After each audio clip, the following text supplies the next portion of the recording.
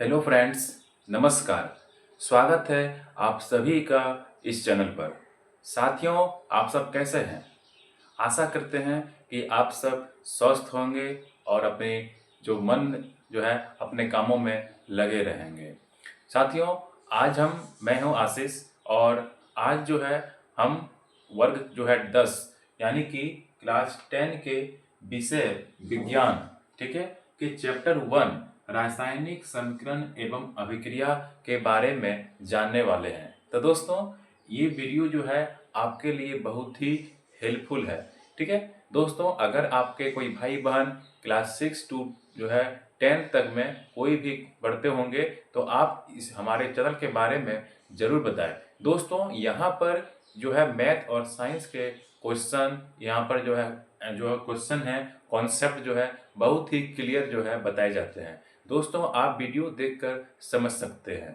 तो दोस्तों, बिना देर के हम शुरू करते हैं क्लास 10 के चैप्टर 1 जो केमिस्ट्री के हैं, वो देखिए रासायनिक समीकरण एवं अभिक्रिया के बारे में। तो चलिए दोस्तों, हम इसको आगे बढ़ाते हैं। तब तक दोस्तों आप वीडियो को लाइक करें, शेयर करें और अपने दोस्तों के साथ जो है जरूर इसको बताएं। चलिए दोस्तों, आगे बढ़ते हैं।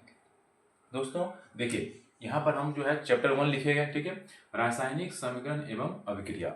ठीक है, देखिए दोस्तों, सबसे पहले हमको ये समझना पड़ेगा कि रासायनिक जो है समीकरण और अभिक्रिया क्या होता है। ठीक है, देखिए सबसे पहले समझना कि रासायनिक अभिक्रिया जो है वो क्या होती है। देखिए सबसे पहले ये समझना है कि रासायनिक जो है, ठीक है, रासायनिक अभिक्रिया, ठीक है, रासायनिक अभिक्रिया क्या होती है। देखिए रासायनिक अभिक्रिया जो होती है, केमिकल रिएक्शन जो क्या होती है। देखिए दोस्तों, आपने जो 6वीं या 7वीं में जो है आपने पढ़ा था कि जो है दो प्रकार के परिवर्तन होते हैं।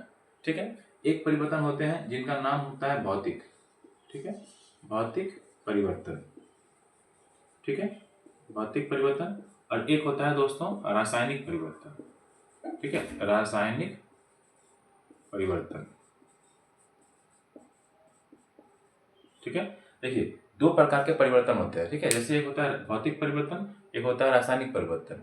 इसमें क्या होता है कि जैसे भौतिक परिवर्तन किसे कहते हैं, तो देखिए दोस्तों, भौतिक परिवर्तन जो है इसमें कोई भी जो पदार्थ जो है पहले जो होता है, पहले जो भी है वो अभिक्रिया करने के बाद वो जो है पुनः वो नया कोई पदार्थ नहीं बनता है, भले उसके जो है भौतिक गुण में परिवर्तन हो जाता है। मान लेते हैं कि पहले वो मान लेते हैं कि लाल रंग का था, तो अभिक्रिया के बाद हरा रंग का हो गया, तो इसका मतलब है कि उसका रंग में परिवर्तन हुआ है या कोई अवस्था में परिवर्तन होगा, लेकिन उसके जो है नया पदार्थ नहीं बनेगा। ये आपको समझना है। ठीक है, तो भौतिक परिवर्तन जैसे मान लेते हैं मोमबत्ती का पिघलना, तो मोमबत्ती पिघल गया ना दोस्तों, यहाँ पर मोमबत्ती ही है लेकिन पहले पिघल गया, यानी कि क्या था, पहले मान लेते हैं कि उसका ठोस में था, अब वो गल गया, द्रव में हो गया। ठीक है, तो इसका मतलब क्या हुआ कि उसका अवस्था में परिवर्तन हुआ है, यानी कि ये भौतिक परिवर्तन होता है। जैसे मान लें कोई खाना जो है बहुत देर तक हम रखे हैं, खराब हो गया, उससे गंध आ गया, ठीक है, तो यहाँ पर क्या होता है, ये एक नया बन गया, तो यहाँ पर गंध हो गया। तो ये सारी चीजें जो होती है दोस्तों, यहाँ पर आपको समझना होगा। ठीक है, अब आता है रासायनिक परिवर्तन। देखिए रासायनिक परिवर्तन में क्या होता है कि इसमें नया पदार्थ बनता है। ठीक है, जैसे नया पदार्थ का मतलब क्या हुआ दोस्तों, जैसे जैसे कागज का जलना, मोमबत्ती का जलना, या जलने के बाद क्या है दोस्तों, वो जो है जल के जो है उसका जो बत्ती जो जलता है, बत्ती जो है वो जलता है, तो यानी जब जलना जो होगा वो रासायनिक परिवर्तन होता है। ठीक है, तो भौतिक और रासायनिक जो परिवर्तन में जो मेन जो अंतर होता है कि इसमें परिवर्तन में क्या होता है कि भौतिक गुण में परिवर्तन होता है, यानी कि कोई नया पदार्थ नहीं बनता है, जैसे मोमबत्ती का पिघलना हो गया। ठीक है, और रासायनिक परिवर्तन में क्या होता है कि एक जो कोई भी अभिक्रिया के बाद उसमें नया पदार्थ बनता है, यानी कि जब दो या दो से अधिक कोई पदार्थ मिलता है तो नया पदार्थ बनता है। ठीक है दोस्तों, तो यहाँ से आपको कॉन्सेप्ट क्लियर हो गया होगा कि रासायनिक अभिक्रिया क्या होता है। तो रासायनिक अभिक्रिया डेट मीन्स कि इसमें दो या दो से अधिक पदार्थ मिलके कोई नया पदार्थ बनाते हैं, उसे रासायनिक अभिक्रिया कहते हैं। ठीक है दोस्तों, देखिए अब हम लोग आगे समझेंगे। तो देखिए इसमें हम लोग आगे समझेंगे दोस्तों। तो देखिए इसमें आगे क्या समझेंगे, जैसे मान लेते हैं कि दोस्तों रासायनिक अभिक्रिया में क्या है कि जैसे मान लेते हैं कोई हम पदार्थ लेते हैं। ठीक है, जैसे मान लेते हैं कि हम मैग्नीशियम लेते हैं। ठीक है, मैग्नीशियम लेते हैं Mg। ठीक है, अब क्या हुआ कि इसमें जो है ऑक्सीजन मिल गया, तो वो क्या बन गया दोस्तों, MgO बन गया। ठीक है, तो Mg क्या होता है दोस्तों, तो यहाँ पर होता है मैग्नीशियम, ठीक है। Mg मतलब हो गया मैग्नीशियम, ठीक है, मैग्नीशियम हो गया। और O2 का मतलब होता है दोस्तों यहाँ पर ऑक्सीजन, ठीक है, ऑक्सीजन, ठीक है। और MgO का दोस्तों इसका मतलब होता है मैग्नीशियम ऑक्साइड, ठीक है, मैग्नीशियम ऑक्साइड, ठीक है, मैग्नीशियम ऑक्साइड, ठीक है। तो यहाँ पर देखिए दोस्तों Mg और O2, MgO2 जो है ये मैग्नीशियम जो है वो ऑक्सीजन के साथ अभिक्रिया करके MgO बनाता है। इसका मतलब क्या है कि यहाँ पर दोस्तों कि मैग्नीशियम ऑक्साइड बनाता है, ठीक है। तो यहाँ पर ये दो अलग पदार्थ था, ठीक है, Mg और O2 ये दोनों मिलकर मैग्नीशियम ऑक्साइड बना दिया। तो ये जो है इसको हम लोग बोलते हैं रासायनिक अभिक्रिया, ठीक है। देखिए इसको बोलते हैं हम लोग रासायनिक अभिक्रिया। अब इसमें दोस्तों ये आपको समझना है कि देखिए तीर चिन्ह के इधर में कौन कौन है, तो Mg और O2 है, ठीक है। तो Mg और O2 जो अभिक्रिया में भाग लेते हैं उन्हें हम लोग कहते हैं अभिकारक, ठीक है। देखिए ये दोनों जो है ये दोनों क्या हो गए, ये दोनों को बोलेंगे हम लोग अभिकारक, ठीक है। ये दोनों क्या बोलेंगे दोस्तों, अभिकारक बोलेंगे। और इसको जो बोलेंगे जो बना है उसको हम लोग दोस्तों बोलते हैं उत्पाद, ठीक है। देखिए आपको ये चीज जो है समझना होगा। अभिकारक मतलब क्या होता है दोस्तों, अभिकारक का मतलब होते हैं कि जो उत्पाद बना उस उत्पाद को बनने के लिए कौन कौन आपस में मिले हैं, ठीक है। तो यानी कि जो जो मिले हैं उसको बोलते हैं अभिकारक। और अभिकारक जो होते हैं दोस्तों इसमें जो भी अलग अलग मिलते हैं उसको प्लस करके लिखा जाता है, ठीक है। प्लस का मतलब हो गया कि जैसे Mg मिला है एक और O2 मिला है, ठीक है, इसमें दो अभिकारक है, एक Mg है एक O2 है, ठीक है। तो इनका बीच का प्लस का मतलब हो गया कि ये अलग हो गया ये अलग हो गया, ठीक है। ये एक हो गया ये दूसरा दूसरा हो गया, ठीक है। तो ये पहला और ये दूसरा, ये दो जो है वो अभिकारक है, ठीक है। और इनके बीच में एक तीर चिन्ह लगता है। ये तीर चिन्ह दोस्तों उत्पाद की तरफ में होता है, ठीक है, इधर में नहीं होता है, ये इधर में होता है, ठीक है, यानी कि उत्पाद की तरफ बनता है। ये तीर चिन्ह बताता है कि ये दोनों अभिक्रिया होके ये बना हुआ है, ठीक है। तो तीर का जो तीर जो लिखते हैं ये इसके इधर में अभिकारक होते हैं और इसके इधर में जो होते हैं दाहिना साइड जो होते हैं वो उत्पाद में होते हैं, ठीक है। और ये तीर चिन्ह जो है दोस्तों उत्पाद की ओर होता है, जो ये बताता है कि अभिक्रिया की दिशा किधर हुई है, इधर से इधर हुई है या इधर से इधर हुई है। तो तीर का चिन्ह उधर है दोस्तों, इसका मतलब है कि ये दोनों मिलके ये बना हुआ है, ठीक है। अब देखिए MgO बना तो MgO क्या बन गया हमारा, इन दोनों मिलने से उत्पाद बन गया, ठीक है। जैसे उत्पाद बन गया दोस्तों तो ये MgO जो बना वो उत्पाद बन गया। अब उत्पाद जो होता है यहाँ पर एक ही उत्पाद है इसलिए यहाँ पर एक ही लिखे हैं। अगर मान लेते हैं कि दो या तीन कुछ और बनता तो उसको प्लस करके यहाँ पर लिखा जाता है, ठीक है।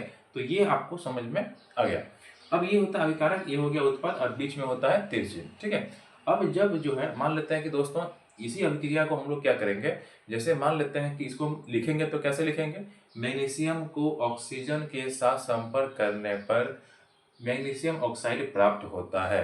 तो दोस्तों अगर इस अभिक्रिया को हम लिखें तो थोड़ा सा ज़्यादा लंबा हो जाता है, ठीक है। तो इसको हम लोग शॉर्ट में कैसे कर सकते हैं, तो दोस्तों इसको हम लोग ऐसे भी कर सकते हैं, मैग्नीशियम प्लस ऑक्सीजन और तीर चिन्ह देना है, ठीक है, मैग्नीशियम ऑक्साइड, ठीक है, ऐसे भी हम लोग लिख सकते हैं। लेकिन ये भी अगर मान लेते हैं, देखिए वो तो वाक्य बन गया, वाक्य से इसको और छोटा कर लिए, लेकिन इससे छोटा और भी कर सकते हैं इसका संकेत को लिखकर, ठीक है ना। जैसे मैग्नीशियम का संकेत होता है Mg तो Mg लिखते हैं, ठीक है। और यहाँ पर इसको ऐसे भी कर सकते हैं, ठीक है। तो ऑक्सीजन का होता है O2 लिखेंगे और मैग्नीशियम ऑक्साइड का होता है MgO तो MgO लिख देंगे, ठीक है।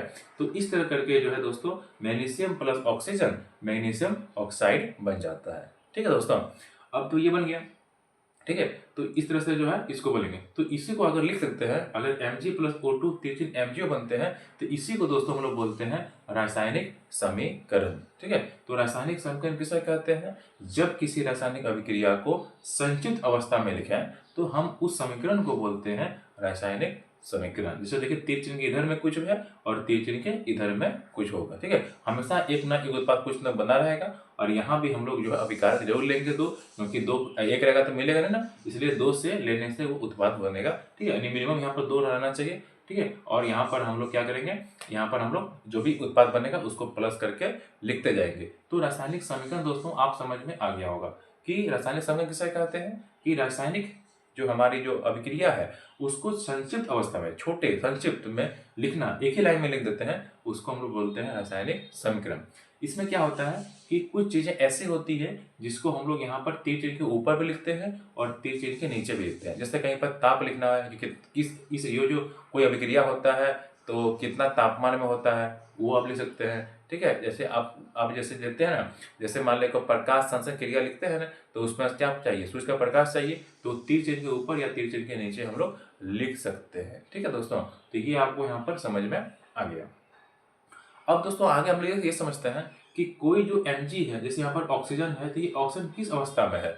तो अवस्था लिखने के लिए यहाँ पर दोस्तों एक ब्रैकेट में लिखा जाता है। जैसे यहाँ पर 4 तरह का लिखते हैं। ठीक है, अगर मान ली कोई सॉलिड में है तो उसको S लिखा जाता है। ठीक है, अगर कोई लिक्विड में है तो उसको L लिखा जाता है, अगर कोई गैस में है तो उसको G लिखा जाता है, अगर कोई एक्वस में है, एक्वस का मतलब दोस्तों यहाँ पर कोई जल में घुला हुआ है तो उसको एक्वस लिखा जाता है। तो ये अवस्था लिखा जाता है। तो दोस्तों ये आपको जो है यहाँ पर मैंने समझाया।